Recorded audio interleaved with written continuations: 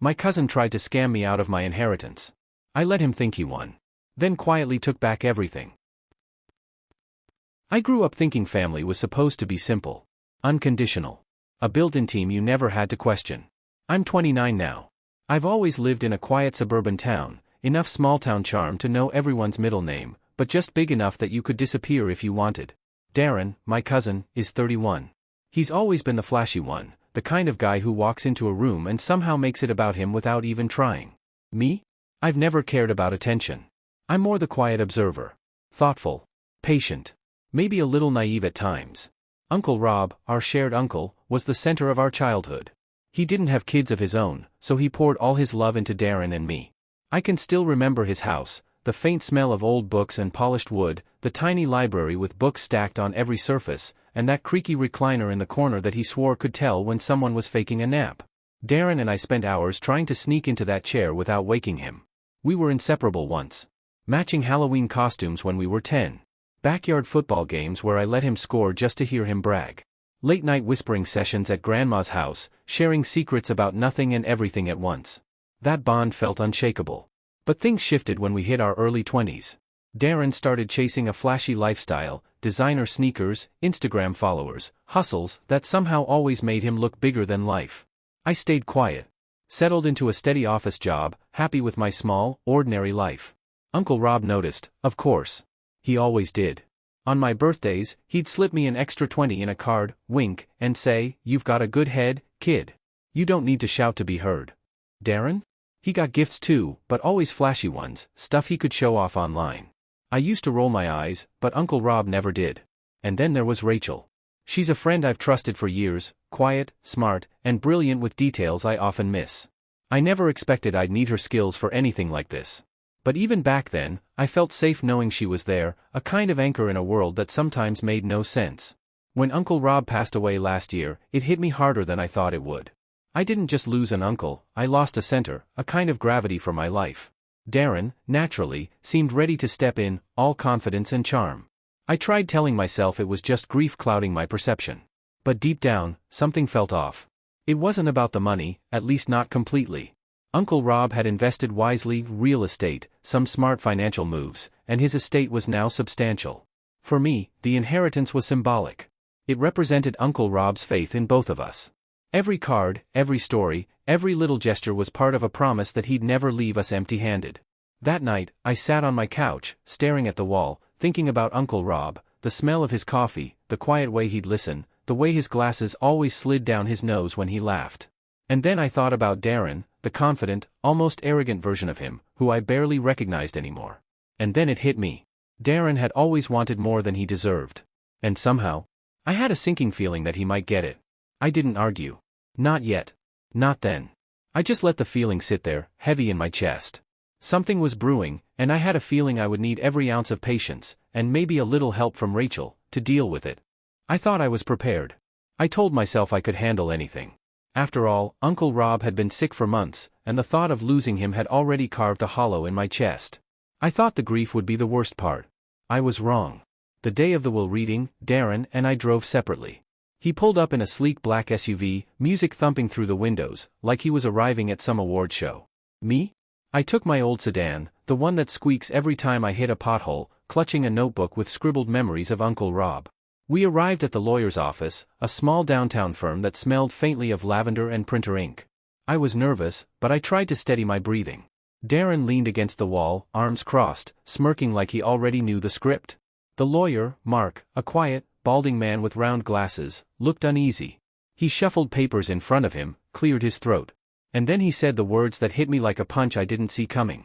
According to the most recent will, the entirety of Mr. Roberts' estate is to go to Darren Thompson. The room tilted. My ears rang. My mouth felt dry. I stared at him, then at Darren, then back at Mark, hoping I'd misheard. Darren just smiled. That smug, satisfied smile. The one that made it impossible to tell if he was happy or proud, or both. I didn't say anything. Not a word. I just nodded. Okay, I finally managed. My voice sounded small, brittle, like it belonged to someone else. Inside, I was collapsing. My stomach twisted. My hands shook slightly as I gripped the edge of the table. The betrayal cut sharper than grief. This wasn't just money, it was everything Uncle Rob had promised, every small gesture, every shared secret, every card with an extra $20 tucked inside, every story he'd told just to make me feel seen. And now Darren had it all. I wanted to scream. To accuse him of forgery. Of manipulation. Of being a terrible human. But something in me held back. I didn't argue. I didn't yell. I just let it sit there, heavy and suffocating. I remember sitting in my car afterward, staring at the steering wheel, gripping it until my knuckles turned white. The engine ticked quietly, the smell of old leather filling my nose. I thought about everything Darren had done over the years, how he flaunted gifts, how he never missed a chance to show off, how he always seemed 2 steps ahead in charm and confidence. And I thought about Uncle Rob, lying in that hospital bed months ago, so quiet, so fragile, and yet so sharp. He wouldn't have wanted this. Not the way it happened. I started replaying the day in my head, trying to catch the clue I'd missed. Was there a moment, a subtle slip, a hint that Darren had been planning this? Then I remembered the lawyer. Mark. I'd never heard of him before. Darren had known him. He was new, just 6 months before Uncle Rob passed. A little too convenient. The more I thought, the angrier I got, not the yelling kind, but the quiet, smoldering kind that simmers under your skin. Darren thought he had won. Thought he could play me. Thought he could take everything without me noticing. I didn't speak to him for 2 days. He texted me. Hey man. No hard feelings.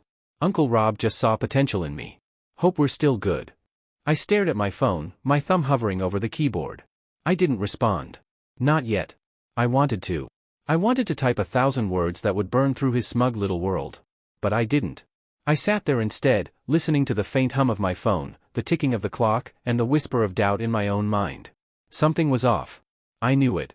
And I didn't plan on letting it go.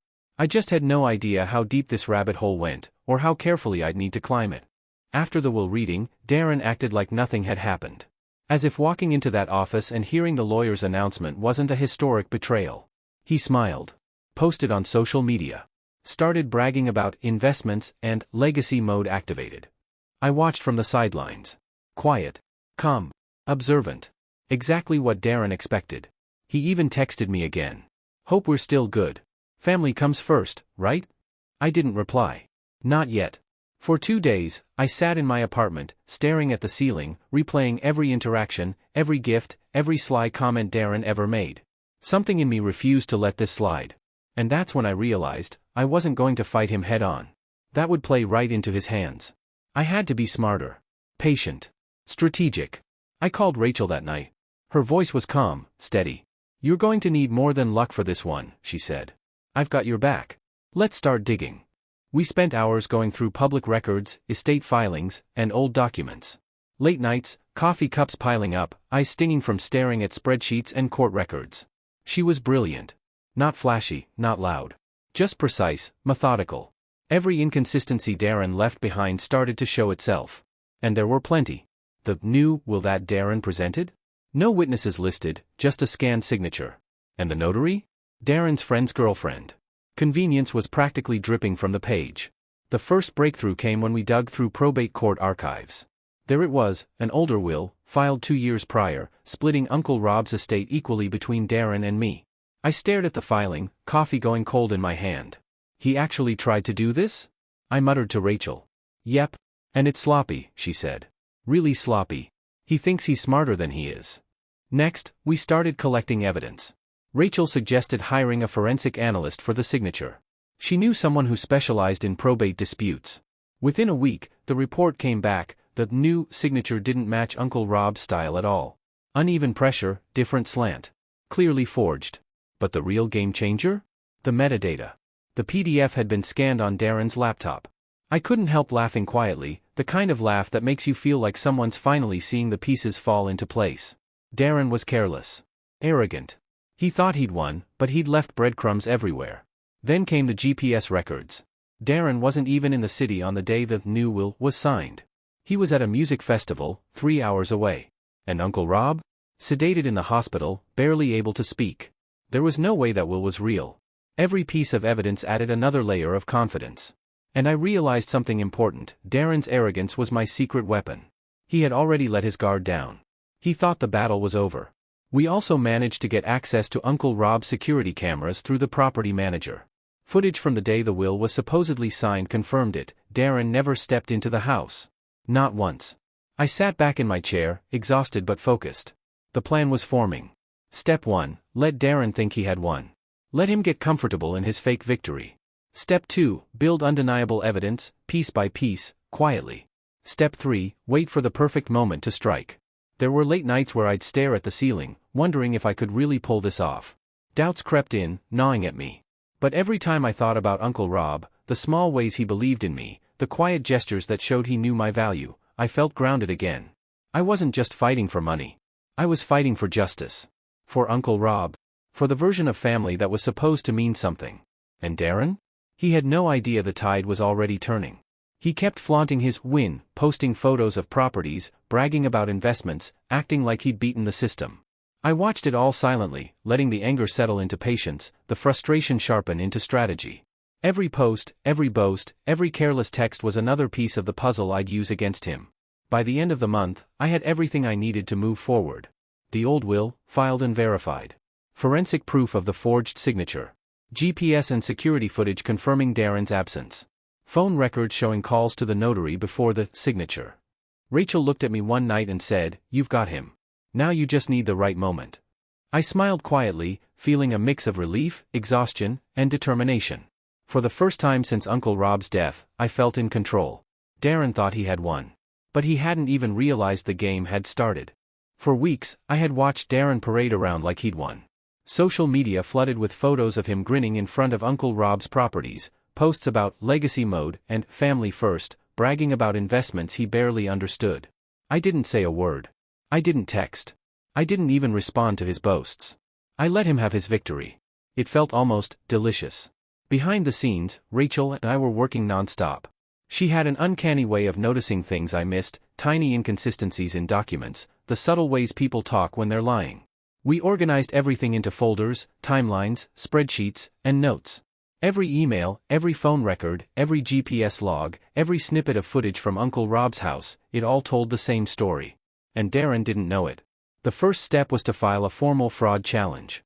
Mark Reynolds, Darren's lawyer, looked surprised when he received the documents. He hadn't expected anyone to question this will. He probably assumed I'd quietly accept it, just like Darren had hoped. I filed the paperwork quietly, meticulously. Rachel was by my side, guiding me on what to submit and how to phrase it so it couldn't be dismissed. We were building a case so solid that there would be no wiggle room, no excuses, no loopholes. Court dates were set. I remember walking into the courtroom for the first time, sober, nervous, but determined. The smell of polished wood and paper hit me, the faint echo of footsteps reverberating through the high ceiling. Darren sat across the room, arms crossed, confident. Smiling. He still thought he had won. We started presenting evidence. First, the old will. Filed, verified, official. Then, the forensic report. The forged signature didn't match Uncle Rob's. Uneven pressure, different angle, inconsistent loops in letters he used to make perfectly. Next, the GPS logs. Darren wasn't even in the city when the new will was signed. He had been at a festival 3 hours away, screenshots of his location confirmed it. Finally, the security footage. Footage from Uncle Rob's house on the day of the alleged signing showed him sedated in the hospital. Darren never even stepped foot in the house. Not once. Mark Reynolds shifted uncomfortably. Darren's smug expression faltered. He didn't argue. He didn't try to charm the room. He just sat there, jaw tight, face red. Rachel leaned over and whispered, "You've got him." And we did. I watched Darren squirm in a way that made every late night, every coffee-stained document, every moment of silent planning worth it. But even as the court ruled in favor of the original will, I didn't immediately celebrate. The decision confirmed the old will's validity and split the estate 50-50ths. I could have taken my half and walked away. I could have finally proven a point to Darren. Instead, I made a choice. I put my share into a trust he couldn't touch and took ownership of the properties. The commercial lease on one of them? I offered it rent-free to a non-profit Uncle Rob had loved. Darren had to sell his half to cover legal fees. The fake notary? She lost her license. I felt a strange mix of satisfaction and relief, but also, something else. Something heavier. A week later, Rachel found something I hadn't even known existed, a sealed envelope in Uncle Rob's safe deposit box. Inside was a handwritten note, dated a year before his death. If Darren ever tries anything stupid, don't yell. Don't argue. Outplay him. That's how you win. I sat on the couch for what felt like hours, holding the note. My eyes stung. I cried quietly, not just from relief, but from the realization that Uncle Rob had known. That he had trusted me to handle this. It wasn't just a victory over Darren. It was a victory over doubt, over fear, over the small part of me that had once believed I couldn't fight back.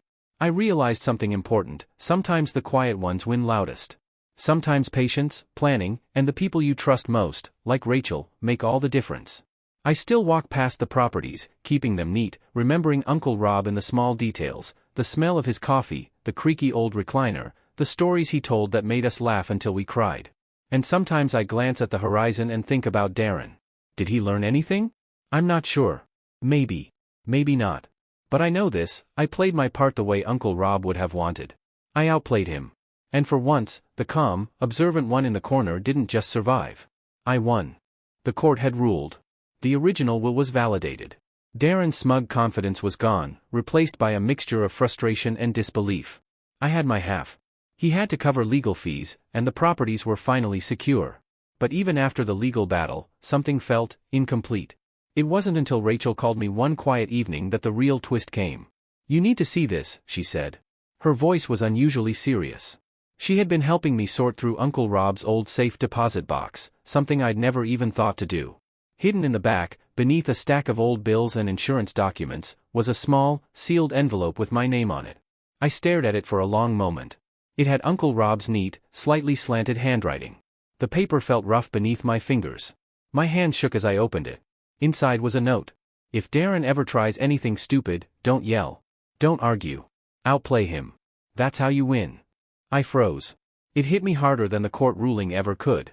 All those nights I doubted myself. All those moments when I wondered if I was patient enough, smart enough, strong enough to fight back. Uncle Rob had known. He had trusted me to see this through, to handle Darren without losing myself. I sat there on the couch, staring at the letter. The faint hum of the apartment, the soft buzz of the refrigerator, the smell of old coffee lingering in a mug I hadn't washed yet, it all faded into a quiet reverence. I could almost hear Uncle Rob's voice, calm and steady, telling me everything would be okay. For the first time since his death, I felt a true connection to him. A sense that he had been guiding me all along. Not just in the court case, but in life, in how to handle betrayal, in how to stand tall when someone tries to take what's yours. It wasn't just about winning the inheritance anymore. It was about honoring Uncle Rob, about carrying forward the lessons he had given me without ever needing to shout or fight physically. His quiet wisdom had been the ultimate tool all along. And Darren? Seeing him forced to sell half the properties, his fake notary losing her license, his arrogance finally exposed, it was satisfying, yes. But it was secondary. The real victory was understanding the weight of what Uncle Rob had taught me. I remember sitting there late that night, holding the letter, thinking about all the times Darren had made me doubt myself. All the moments I'd questioned whether I could fight back. And now, holding that simple note, I felt validated. Sometimes, the people who seem quiet, patient, even naive are quietly observing, quietly learning, quietly planning. Sometimes, they are the ones who win loudest, not through anger or confrontation, but through calm, careful strategy, and a little help from the people you trust. And that's when it hit me: Uncle Rob had never doubted me. Not once. Even when Darren thought he had all the power, my uncle knew the truth. He knew patience and observation could beat arrogance and selfishness. He had left me not just an inheritance, but a lesson in life. I smiled quietly, almost laughing through tears. The court had given me justice, yes. But this letter, this confirmation of faith from someone I loved, was priceless. I held it close, feeling a warmth I hadn't felt in months. And in that moment, I realized something important: sometimes the real inheritance isn't money. It's guidance, wisdom, and the quiet strength to know you can outplay anyone, even a cousin who thought he had it all. After the court ruling and the discovery of Uncle Rob's letter, life slowly started to feel normal again. But normal was different now. Everything had shifted, quietly but permanently. I kept my half of the inheritance, but I didn't gloat. I didn't need to. Darren had to sell part of his share to cover legal fees, and the fake notary lost her license. His arrogance had been exposed, but I didn't rub it in. Part of me felt pity more than satisfaction. Some lessons, it seems, have to be learned the hard way. I decided to honor Uncle Rob in a way he would have been proud of. Some of the properties I placed in a trust for charitable causes he'd loved. One small commercial space went to a local nonprofit, rent-free, just as he would have wanted. The other properties I kept under my name, maintaining them carefully, restoring them, walking past them each morning and remembering him in the little details, the smell of his coffee, the way his glasses would slide down his nose, the creaky old recliner. Rachel stayed in my life, of course. She'd become more than an ally, she was a reminder that quiet strength and loyalty matter. We'd joke sometimes about how Darren thought he had won, but the joke always had a sharp edge. Patience, strategy, observation, they'd won. Darren? I see him occasionally online, posting selfies with the properties he had to sell, his confidence slightly shaken. He still tries to act like he's untouchable, but there's a hesitation now. A subtle awareness that the person he thought was naive, wasn't. As for me, I feel a sense of calm I haven't felt in months. No rush, no constant anxiety, no simmering doubt. Just a quiet pride in knowing I handled it right. I didn't have to yell, or fight dirty, or prove anything to anyone. I let patience, observation, and careful planning do the work for me. Sometimes I still think about Uncle Rob's letter. The words echo in my mind, outplay him. It wasn't just about Darren. It was about life. About handling betrayal, disappointment, and greed with grace and strategy. About trusting yourself when everyone else assumes you're too quiet to matter. And I did. I outplayed him. And for the first time since Uncle Rob passed, I smiled without guilt, without tension, without grief. I realized that sometimes the real inheritance isn't money. It's wisdom, patience, and the people you trust to help you see it through. Family can be complicated, messy, even cruel at times. But sometimes, if you're careful, if you're patient, you can make it right, without losing yourself in the process. And maybe that's the part Darren will never understand. Sometimes I wonder if Darren ever truly understood what happened. He thought this was about money, about winning, about proving he was smarter or faster. But the real lesson wasn't money at all. It was about patience, strategy, observation, and trusting the people who've always had your back, like Rachel did for me. I like to think Uncle Rob was smiling somewhere, quietly proud that I didn't fight loudly, that I didn't let anger or pride take over.